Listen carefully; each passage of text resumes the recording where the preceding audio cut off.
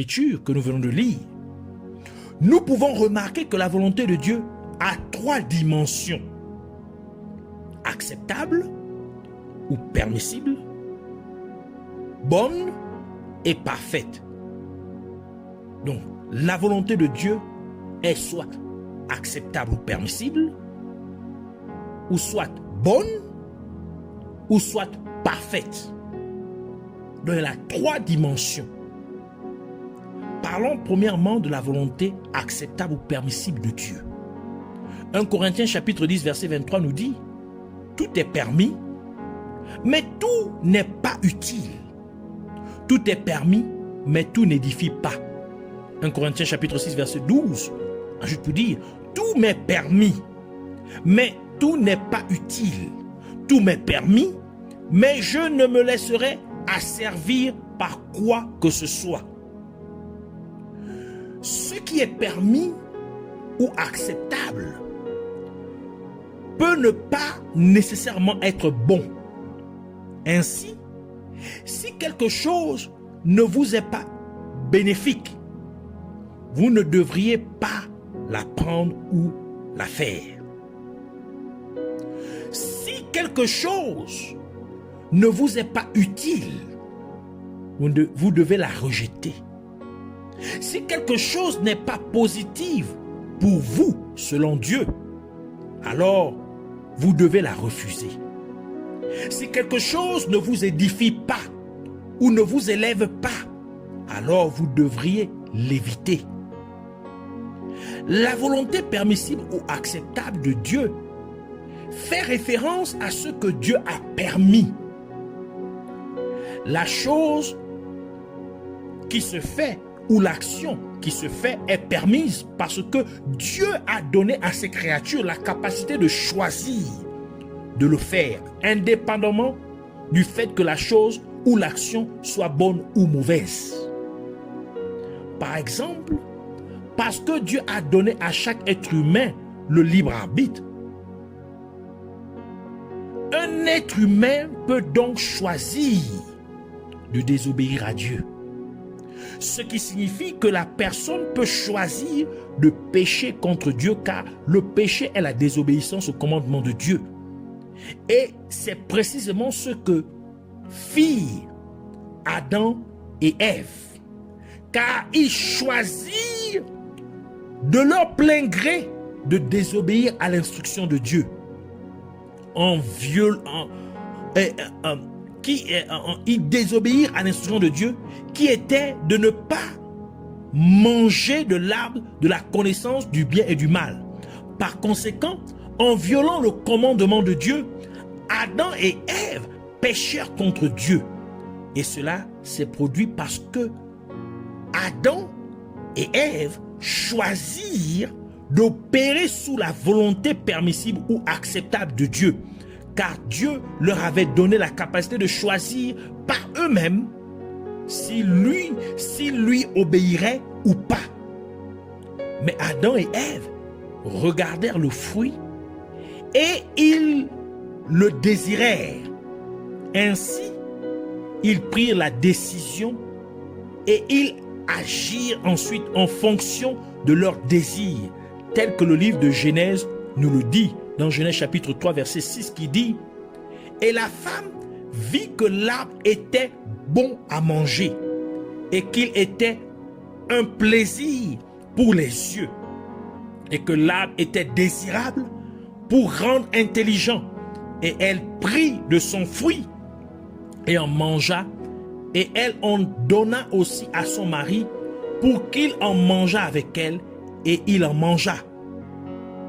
Ainsi, chaque fois que vous agissez ou prenez une décision basée sur les désirs de la chair ou de la nature humaine, également connue sous le nom de votre corps physique, vous opérez en fait dans la volonté permissible ou acceptable de Dieu. Et lorsque vous opérez dans la volonté permissible ou acceptable de Dieu, vous devrez supporter les conséquences de vos actions ou de vos choix, parce que vos actions ou vos choix peuvent ne pas nécessairement être bon aux yeux de Dieu. Et c'est la raison pour laquelle le livre de Jacques dit dans Jacques chapitre 1 verset 14 à 15, « Mais chacun est tenté quand il est attiré et amorcé par sa propre convoitise. » Donc par ses propres désirs. Puis la convoitise, lorsqu'elle a conçu, enfante le péché.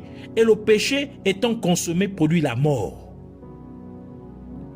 Beaucoup de gens se posent la question que Dieu, dans son omniscience, car Dieu sait tout, dans son omnipotence, car Dieu peut tout faire, et dans son omniprésence, car Dieu est partout à la fois. Ainsi, il se demande pourquoi Dieu a-t-il laissé Adam et Ève pécher en sachant que cela aurait engendré tout le mal et les souffrances que les êtres humains endurent. La réponse est que cela a été fait dans la volonté permissible ou acceptable de Dieu. Et que Dieu ne force personne à le servir ou à lui obéir. Car servir et obéir à Dieu devrait venir de votre propre volonté. Et de plus, en ayant maintenant cette connaissance des conséquences néfastes qui se sont produites en raison de la désobéissance à Dieu, que pensez-vous qu'Adam et Ève feraient s'ils étaient à nouveau confrontés au même scénario ou s'ils devraient choisir d'obéir à Dieu ou de suivre les désirs de leur nature humaine? Je reprends. En ayant maintenant cette connaissance des conséquences néfastes qui se sont produites en raison de la désobéissance à Dieu, que pensez-vous qu'Adam et Ève feraient s'ils étaient à nouveau confrontés au même scénario où ils devraient choisir d'obéir à Dieu ou de suivre les désirs de leur nature humaine? Je pense qu'ils choisiraient très probablement d'obéir à Dieu de leur plein gré. Et c'est là la deuxième raison pour laquelle Dieu a fait que les choses fonctionnent de cette manière. Parce que lorsqu'on sait que quelque chose est mauvais, on va l'éviter cette fois-ci. La deuxième fois, on ne va plus commettre la même erreur. Car il s'agit toujours pour les êtres humains de choisir volontairement d'obéir à Dieu. Il s'agit pour les êtres humains de prendre la décision d'adorer et de servir Dieu de leur plein gré. C'est ici la clé de l'existence des créatures que Dieu a créées, dont les êtres humains en font partie. Quand il s'agit des choses de Dieu, les choses qui sont permises aux autres, en tant que ministre ou serviteur de Dieu, nous nous en privons parce que nous avons tué les désirs du corps, c'est-à-dire nous avons fait mourir les désirs de notre chair. Maintenant, parlons de la bonne volonté de Dieu ou la volonté bonne de Dieu. Lorsque vous avez tué les désirs de votre corps ou de votre chair ou de votre nature humaine, vos actions ou vos décisions seraient au moins bonnes aux yeux de Dieu. En d'autres termes, lorsque vous êtes sain au niveau de votre corps, le moins que vos actions ou vos décisions puissent être aux yeux de Dieu est bon. C'est le niveau minimum. Par conséquent, vous opérez dans la bonne volonté de Dieu. Et c'est la raison pour laquelle, après que Dieu eut créé Adam et Ève, Dieu les regarda il regarda tout ce qu'il avait créé et Dieu déclara qu'ils sont très bons. Car à ce moment-là, Adam et Ève étaient encore sains au niveau de leur corps. Genèse chapitre 1, verset 26 à 31, mais nous allons seulement lire le verset 26 et le verset 31, qui dit ceci.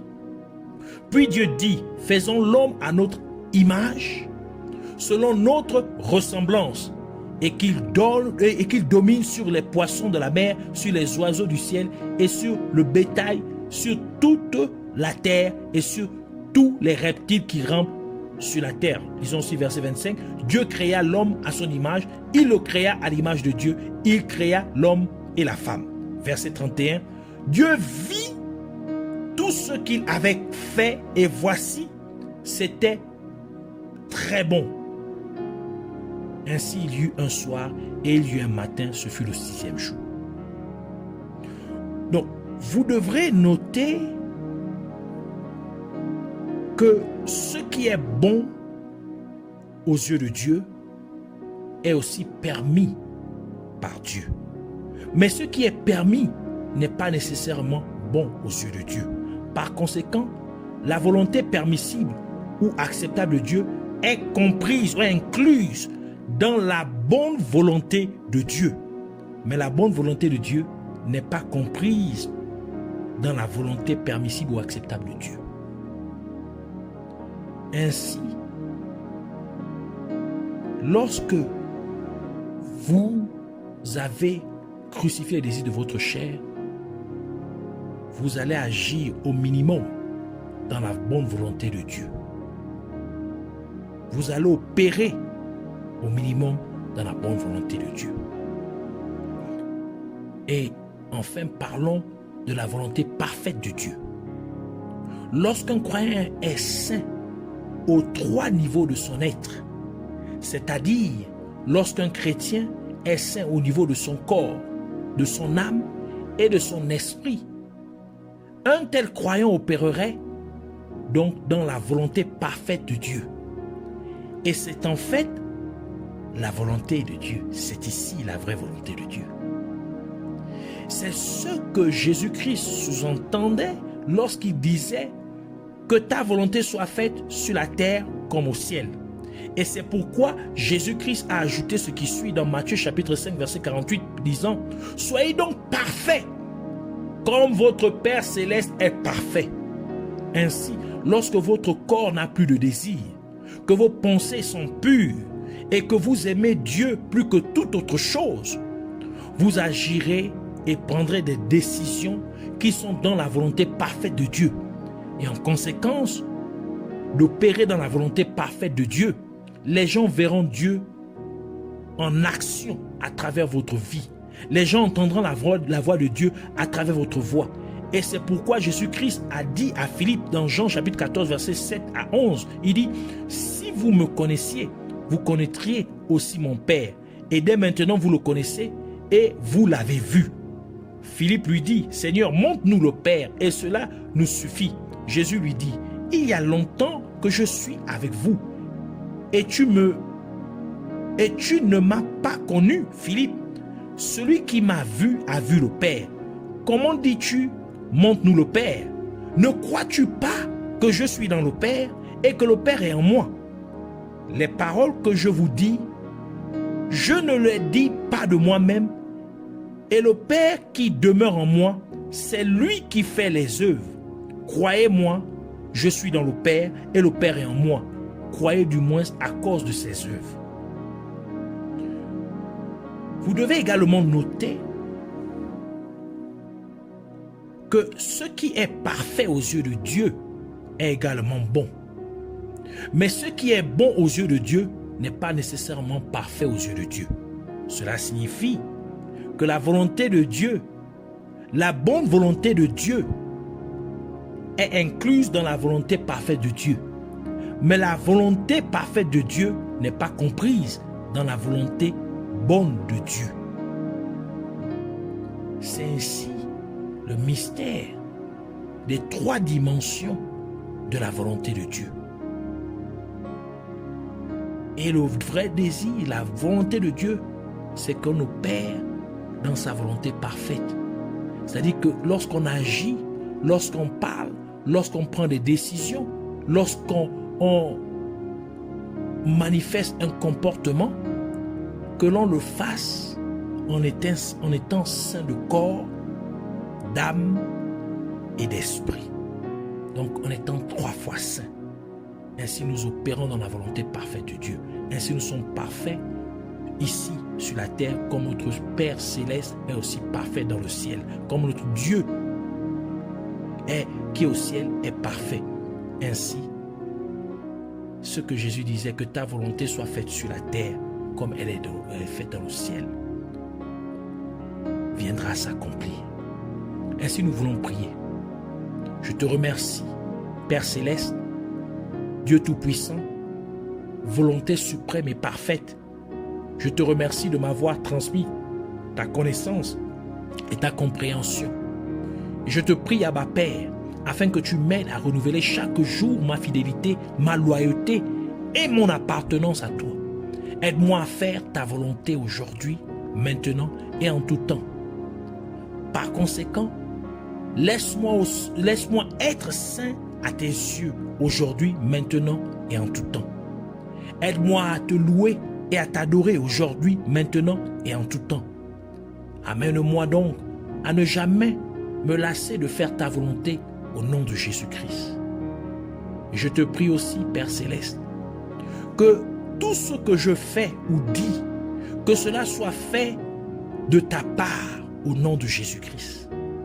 Et que partout où je vais, je prie pour que tu m'amènes toujours à porter ton message afin que chaque fois que je parle, les gens autour de moi puissent entendre ta parole au nom de Jésus-Christ. Et encore, je prie, Dieu Tout-Puissant, Père éternel, au nom de Jésus-Christ, que tu me fasses toujours opérer soit dans ta bonne ou parfaite volonté, afin que tout ce que je fais, dis ou décide, soit toujours bon ou parfait à tes yeux. Par conséquent, chaque fois que je prends une décision, ou chaque fois que j'agis ou parle, que les désirs de ma nature humaine restent toujours morts, car ta parole dit que ceux qui sont en Christ ont crucifié la chair et ses désirs. Donc, parce que j'appartiens à Jésus-Christ, qu'il en soit ainsi dans ma vie au nom de Jésus-Christ. Et fais-moi atteindre le niveau où les gens te voient toujours en action à travers ma vie. Le niveau où les gens t'entendent à travers ma voix au nom de Jésus-Christ. Je te rends grâce, Roi éternel, Père de gloire, Sauveur béni, seul et véritable Dieu, Yahweh. Merci de l'avoir fait. Au nom de Jésus-Christ, reçois toute la gloire et l'honneur et toute la majesté pour toujours et à jamais. Au nom de Jésus-Christ. Amen.